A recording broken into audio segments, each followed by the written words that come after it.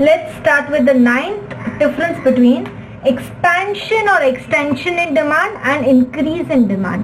पहले ये करने से पहले मैं आपको कुछ चीजें याद दिलाती हूँ. हमने एक कोड बनाया था, वो कोड क्या था? VIP, यानी V से क्या था? वेरिएशन इन डिमांड था. Variation in demand. और वो क्यों होता था? Due to P, due to price change. ठीक है, तो उसमें क्या होता था, ये रिकैप करो, दिमाग में याद करो. ये आपका एक्स और वाई एक्सेस हो गए, ये आपका डिमांड कर्व हो गया. मान लो ये प्राइस पे ये क्वांटिटी, तो यहाँ पर ये आपका पॉइंट आया. अब इसी कर्व में ऊपर नीचे जब जाते रहते थे, मतलब यहाँ पर ये एक ऐसा मुझे यदि पॉइंट मिला तो ये कर्व नीचे शिफ्ट हो गया, राइट? ये कर्व नीचे शिफ्ट हो गया. यहीं पर मुझे यहाँ पर एक ऐसा यदि पॉइंट मिला तो ये कर्व यहाँ से ऊपर शिफ्ट हो गया. तो उसी डी डिमांड कर्व पे ऊपर नीचे शिफ्ट होने को मैं एक्सपेंशन कॉन्ट्रैक्शन, जब नीचे जाता था ना तो मैं क्या बोलती थी? एक्सटेंशन या एक्सपेंशन ऑफ डिमांड. यहाँ पर हो जाता था एक्सटेंशन. अब कोई कंफ्यूज नहीं होना कि नीचे जा रहा है एक्सटेंशन भी बोल रहे हो. इसलिए एक्सटेंशन क्योंकि हम डिमांड की बात कर रहे हैं. डिमांड यहाँ से लेकर यहाँ पर बढ़ गई है, तो इसलिए एक्सटेंशन ऑफ डिमांड में कर्व नीचे चला गया और ऊपर शिफ्ट हो जाता था, तो हम क्या बोल देते थे? कॉन्ट्रैक्शन हो जाता है.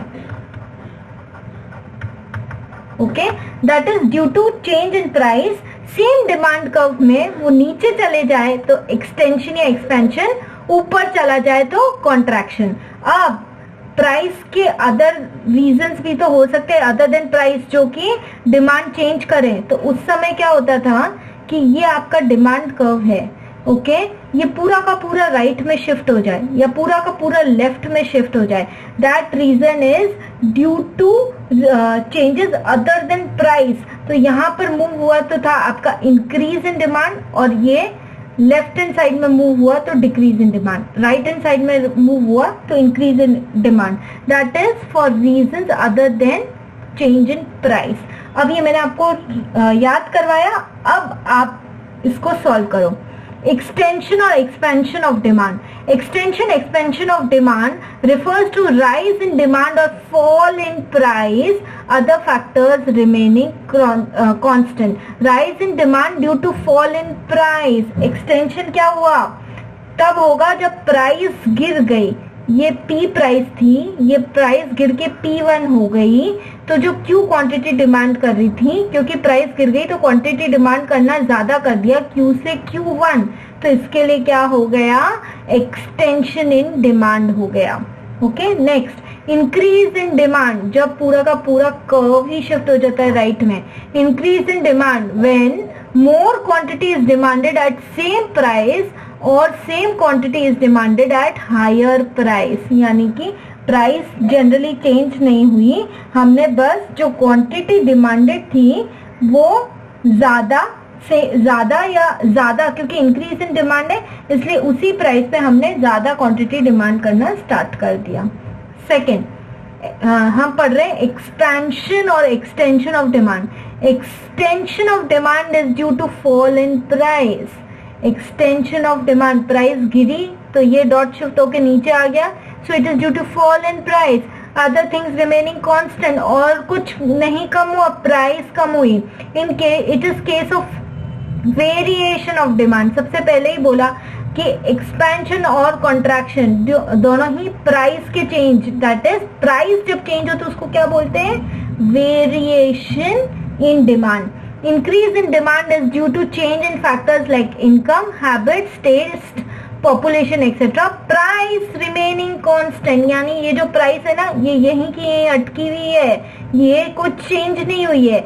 In case it is case of changes in demand. Third point, expansion या एक्सटेंशन ऑफ डिमांड में, due to extension in demand the curve moves downward on same demand curve. ये तो देखा है, the curve moves downward on same demand curve. तब हम बोलते हैं एक्सटेंशन इन डिमांड, क्योंकि Q से बढ़कर डिमांड हो गई Q1, इसलिए एक्सटेंशन. और कर्व का मूवमेंट हो जाता है downward on the same demand curve, increase in demand, due to increase in demand demand curve shift to the right, पूरा का पूरा कर्व उठ के राइट में चला जाता है due to increase in demand. इसको प्लॉट करके देखते हैं कि कैसा। देखो ये आपकी एक्स एक्सिस होती है, ये वाई एक्सिस, बराबर है। अब वाई पे हम डाल रहे हैं प्राइस और क्यू पे क्वांटिटी डिमांडेड, वाई पे प्राइस, क्यू पे quantity demanded. Let's start. T price थी जब, तो क्यू क्वांटिटी डिमांड की जा रही थी। ओके, तो हम ये ज्वाइन करते हैं। जब पी प्राइस थी तब क्यू क्वांटिटी डिमांड की जा रही थी।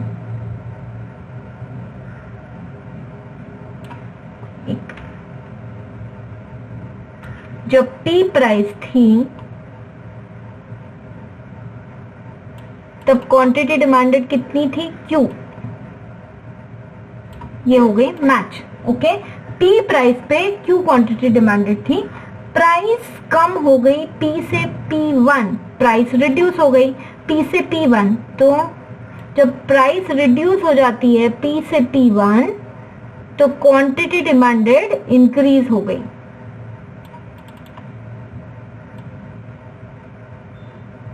ओके, अब ये दोनों पॉइंट्स को हम मैच कर देते हैं।